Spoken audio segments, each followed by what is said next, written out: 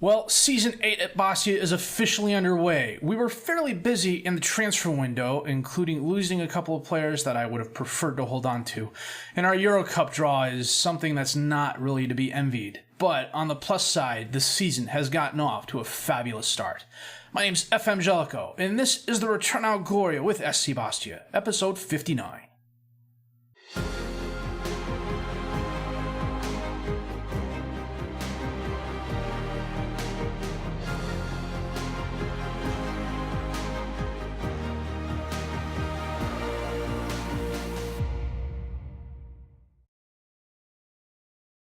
Well, as you can see, it is the 18th of September. We are about 6 weeks into the season, and it's been going really well. I'll show you that here in a minute. Let's get the transfers out of the way first. These are the players who we let go on a free. Konstantinos Patulidis, Ange Micheli, who was a youngster who never really developed, Abdou Ali Sal, same vein as Ange Micheli, and then Florian Adriani. I don't know what happened. He was here. He was on his last year. I tried loaning him out, and no one wanted to take him. I tried transferring out, no one wanted to take him. And then the thing popped up where it was, he got into a fight with his manager. And it was like, okay, you know what? I've got money in the bank.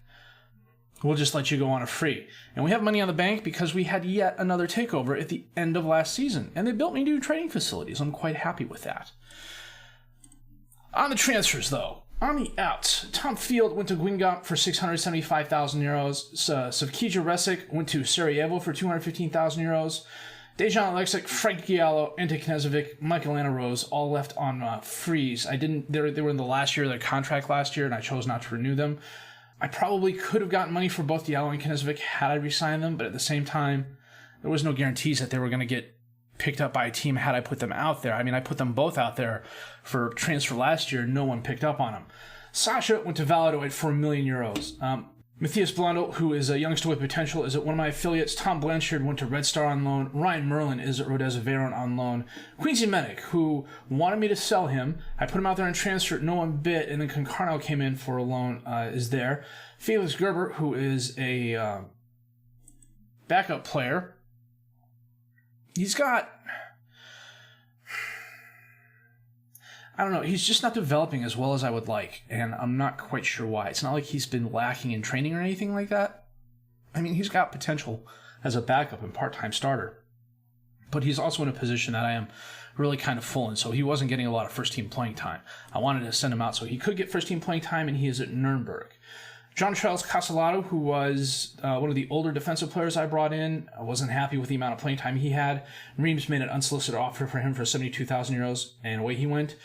SV Werder, because they're German, made an unsolicited offer for Joaquin Medina, and he jumped all over it. He really wanted to go, and frankly, I let him go. 2.7 million euros going up to 3.4 million based on appearances. Clausio went to AS Bouvet Ois, who's an affiliate out on loan. Emmanuel Brigado, I had no intentions of moving him, but then Hanover came in for an offer in about the 2 million euro range. And he gave me one of those, I'll be really upset if I can't talk to these guys. And I went back and got them up to 2.7 million euros, going to 3.2 based on appearances, and he left. But I'm okay with that. You'll see here in a minute. Simon Dago went to Villefranche Saint-Jean on loan. Abdelrahman Solomon went to Bastia on a loan, and Rafael Almeida went back to Guimarães on a loan, and that is because he is a youth player that my scout found in Portugal.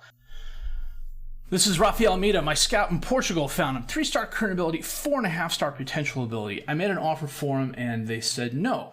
And I came back, and I made another offer for him, and I said, I'll loan him back to you for a year. The intent is he'll get playing time at Guimarães on the left side, and he will come in next year to take over the starting left back position. In the short term, we've got a couple players covering that position. I'm going to go from the top of the list here. We'll go all the way down, but we'll skip Almeida. First in, Budalangi Malhalangu from Orlando Pirates for 110,000 euros. My scout in Africa found him. 2-star current ability, 5-star potential ability, 18 years old, South African international already, in very much the mold of Lyle Foster. Really good physicals already. The mentals are nice. The technicals, They're not bad where they count. I like the 15 dribbling and the 12 finishing and first touch are nice. The heading's not bad. The technique is a little on the low side, but he'll get better. Definitely will get better. 18 years old, a lot of potential there. Next in, Kick Peary, who I actually looked at a couple years ago when we were in League 2. He didn't want to come to us then. He was available on a free. I picked him up because he's 25 years old, 3-star current ability, 4-star potential ability. He's solid across the board, and not only does he play a really good ball-playing defender in the center, he's very good at the defensive left back. When I originally picked him up, he was going to be part of the rotation in the center. Now he's part of the rotation in the center and on the left. Islamnur Gajikadiev.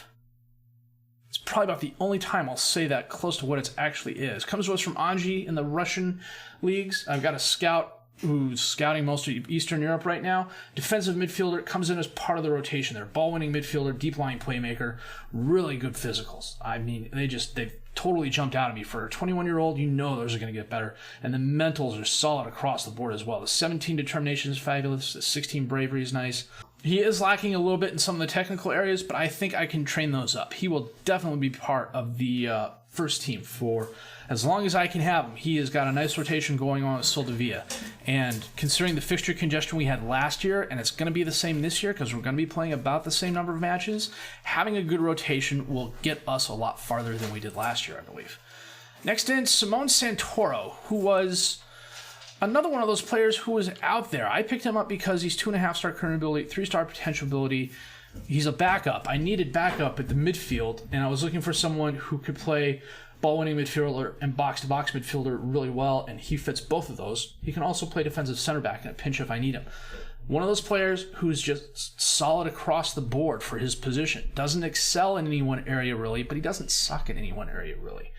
He will definitely get a decent amount of playing time in the rotation.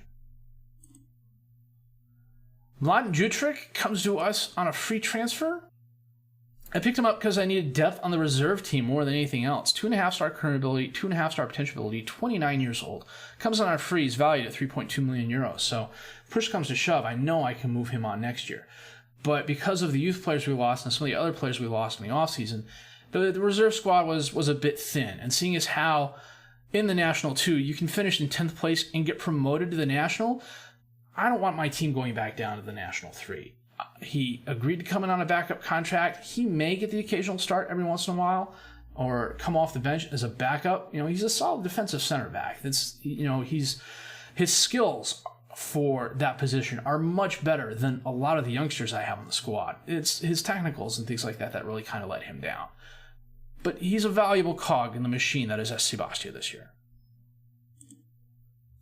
Yoel Ramirez. We could not get Talise back. They wouldn't loan him back.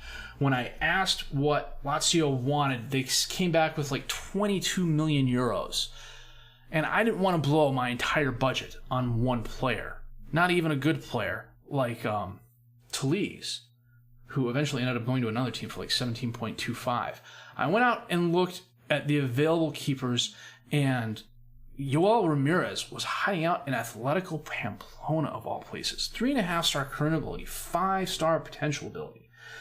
Goalkeeper, decent sweeper keeper, is almost as good as Talise, is a year older, I want to say, but can definitely improve. Steps into the first team squad, and he has done a really good job for us. If you have the vision, you will see he's had 6 games, he's allowed 2 goals, and he's had 4 shutouts. That ought to give you an indication as to how well we're doing this season. With Brigado leaving, I needed help at the defensive left back. Ponzo and Pieri can both play defensive left back, but I wanted them to be more defensive center backs than anything else. They'll both flex out to the defensive left back position and get the occasional start there every once in a while. But I needed depth. There wasn't anyone out there that I liked for the money. There were a couple guys that were like, 15 million euros, 17 million euros. I'm not at that stage where I'm willing to blow that much money on one player unless it's like a world-class striker or winger who is just going to make us that much better and score double-digit goals and get double-digit assists sort of things.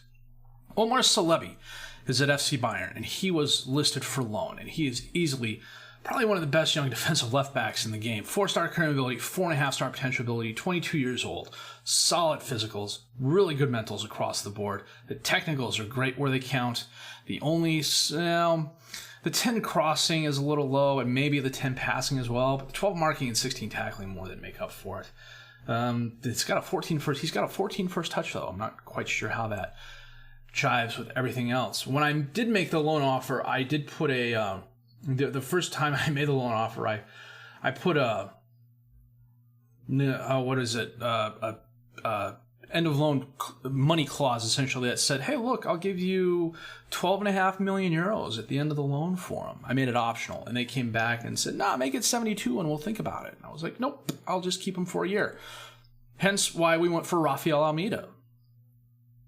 Sante Komsanya is the last person we brought in for 1.6 million euros from Vigo. I needed depth at the midfield line, and he was the best out there. In addition to be playing a box-box midfielder and deep line playmaker, he's also a pretty solid defensive midfielder as well. He's actually a little bit better defensive midfielder than some of the other players I brought in to be the backup defensive midfielder. Again, another one of those players who's just solid across the board, doesn't excel in any one area, but, doesn't suck in any one area either. He'll get starts. He'll come off the bench. He will get playing time here. He's on a rotation contract, which is absolutely great.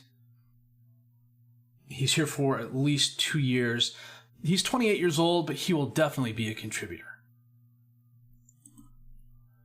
And that was the team. So we got our friendlies out of the way, and then the season started. And it's been a very good start. We are currently undefeated, as you can see here. But first, we're going to go back to this page. As you can see, we are currently in second place. Well, we're tied for first with PSG and Lyon, but PSG has a plus 10 goal differential on us. We've scored 10. Frank has been the absolute man of the season at the attacking midfield left position, playing the Ramdeuter. 6 goals, 8.2 average. Lucien Marinus, 3 assists. Andre Solovia, 95% completion rate. Frank, 3 players of the match.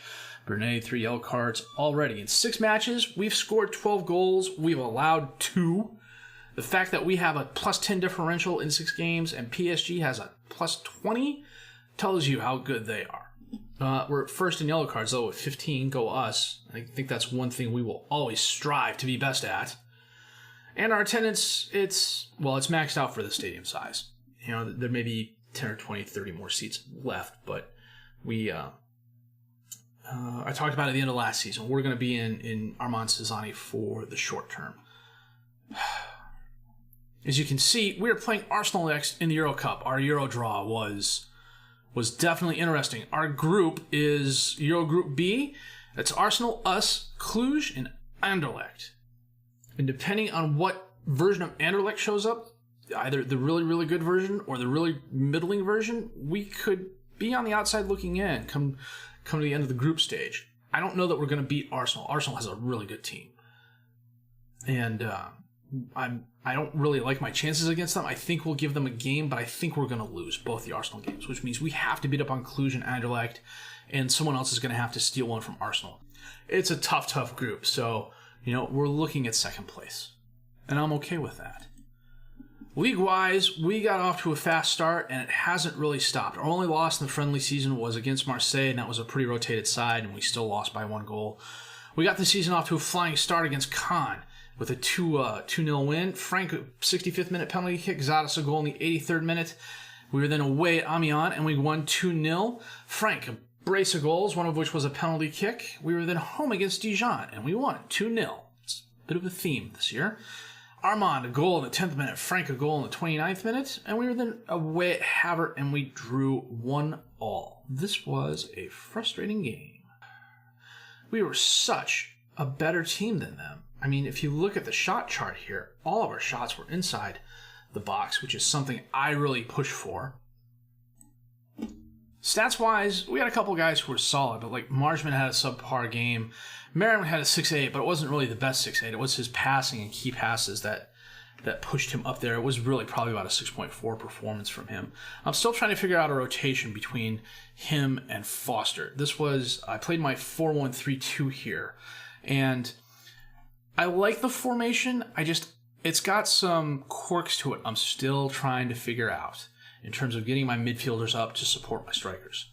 And because I'm not playing it all the time, I'm playing the 4-3-3, or as FM is calling it now, our 5-3-1, 5-4-1, or 4-5-1, something ridiculous like that. Now, there's a 5 in the formation to be sure. But this was a frustrating game. We had a ton of chances, and we could not get them in. It was, just one of those games. We were then away at Strasbourg, and we absolutely thumped them 4-1, thanks to goals by Merritt, Sousa, and Frank. Again, a brace of goals, 47th minute and 50th minute on a penalty kick. We were then home against Bordeaux, and we won 1-0 thanks to Alfonso Sousa goal in the 12th minute, and then pretty much after the 12th minute, it was just a dead game. So today, the episode's going to run a little long because we're doing a double live comp. We're doing Arsenal in the Euro Cup, and then we're going to play away PSG. This could be interesting. It's going to be interesting to see how we do against them. They brought in 107 million. They sold 132 million. Marcus Wilsh is probably one of the best young center backs in the game. And they're just... I knew getting to League One was going to be a lot easier than winning the Champions League and getting past PSG. Something tells me we may win the Champions League before we win League One. So I am going to set the best 11, check the reserves, and we're going to be back with the match against Arsenal at home in just a bit.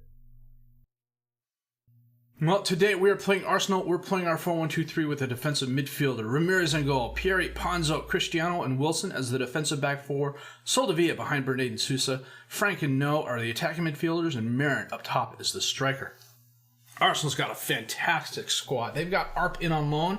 They bought Sandro Tonali, who is probably my favorite new player out of FM19 this year. I had him on my Palace save, and he was absolutely brilliant. And then they have Geronimo Rulli in goal. He was the bane of my existence in FM17 when I was playing USL Dunkirk. He was PSG's keeper, and he was literally the Great Wall of Rulli. Nothing got past him. It took us forever to beat PSG. And when we did, it was because Rulli was no longer between the sticks. So we've got our work cut out for us. We're at home, which helps us. They're a better squad than us. Not across the board, but, Arp's better than Marin, I think. Lozano's definitely better than No. Badu and Frank, they're probably equal. Tonali's just in a class by himself. We've got good midfielders. They're not Sandro Tonali type midfielders. And the defensive back four, I really don't know a lot about, but I think it's safe to assume we're equal there. So I think it's going to come down to who has the luck on their side and who can make it work for them. Bernat with the corner kick. Panzo to Cristiano, he scores. Oh, that's nice. I've been emphasizing set pieces a little bit more in training, and it's definitely paid off here. Bernat to Panzo to Cristiano. Why is that a goal? Because I don't know who that one player was, but he was standing on the line. Alfonso from just outside the box bounces it off the wall, but recovers it to Frank. Over to No. To Soldevilla. Back out to Alfonso on the left. Crosses it. No is there. Rulli, though, was a weak... Well, it wasn't exactly the strongest shot. Let's put it that way. Benkovic gets it from Rulli. Sends it up to Thompson. To Tonali. He sends it to Lozano, who tries passing it. Loses the ball. Frank gets it on the rebound. Marin. And he shoots it wide right. 20 minutes in, we have been definitely the better team than Arsenal. 10 shots, 5 on target for us, so they're 2-1. The luck has been working in our favor. Tonali's pass is errant. Alfonso grabs it. He drives forward. Crosses it to Marin. And he beats Rulli 2-0. OBS glitched.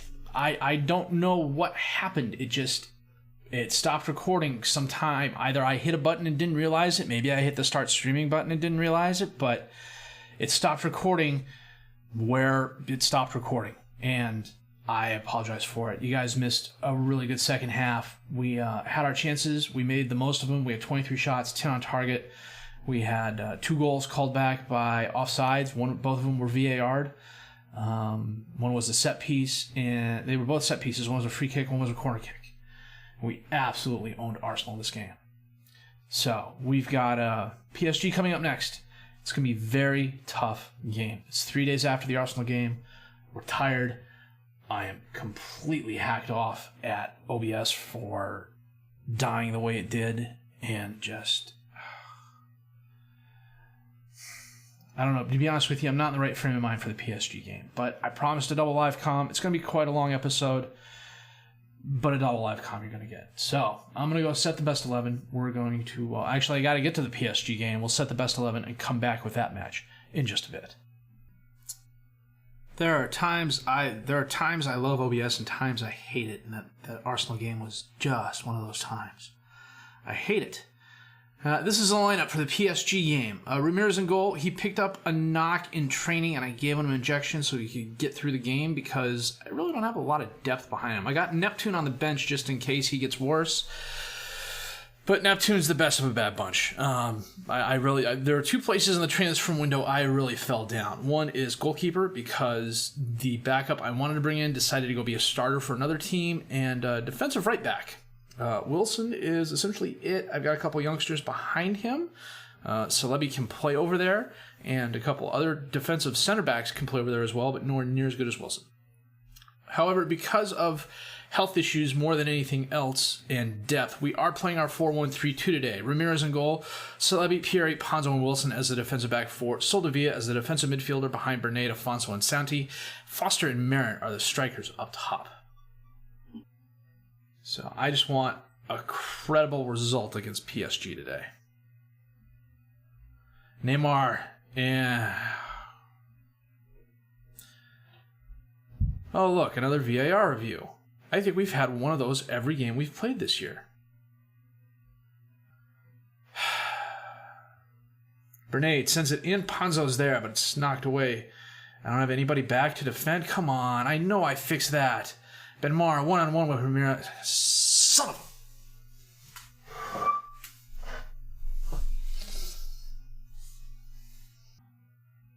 Half hour in, it's been all PSG. Kilik to Van Heuvel, back to Kilik to De Jong, all the way out to Bellerin, who's alone on the right.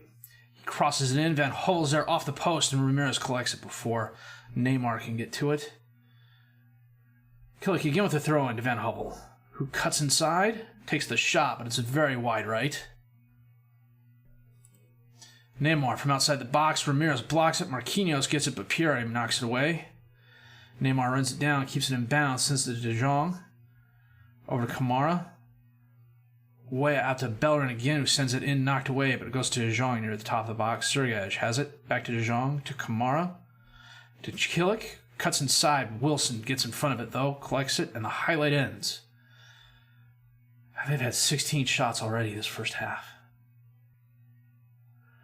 Neymar with the corner kick in to Lit. Ramirez just had a goal?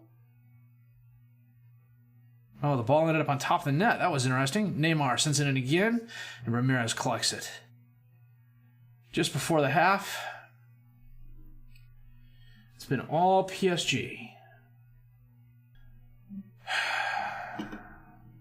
As much as I want this formation to work, I just don't think it's for us. We're going to switch to our 4-3-3. Ramirez is going to go over to the attacking midfield on the right. Foster's going to stay as the advanced forward. Soldevilla is going to come off for Frank. Afonso from outside the box sends it in. Foster, nope. Ponzo, nope. Neymar has it. He drives forward. Almost dispossessed. He kicks it up. Van Heuvel is there in space. Takes the far post past Ramirez.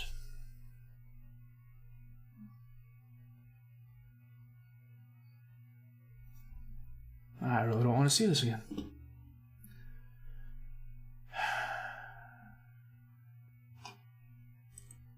Ramirez with a nice block. Ponzo kicks it up into space, but De Jong is going to run it down on the highlight ends. Wilson to Foster. Taps it over to Marin. Dispossessed. Van Heuvel has it. Oh, Ramirez, a nice save. About 70 minutes in, We're going to get the guys with the yellows off. No, we're not going to be able to. Santi is going to... Actually, yeah, we are. Santi is going to come off. Marsman's going to come on. Afonso is going to move up to the Mazzala. And Islamner is going to replace Bernade. We've had 2 shots, 1 on target this entire game. That's just...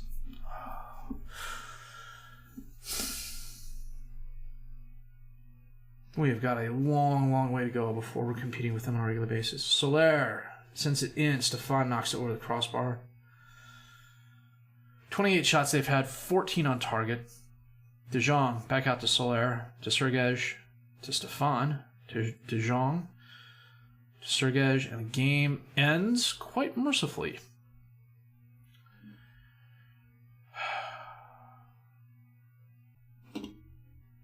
Well, our first loss was to PSG, and seeing as how they did not lose a game at all last year, that makes sense. They're still so much better than we are. I mean, you know, if we have 3 and 4 star players at every position, they got 4 and 5 star players at every position.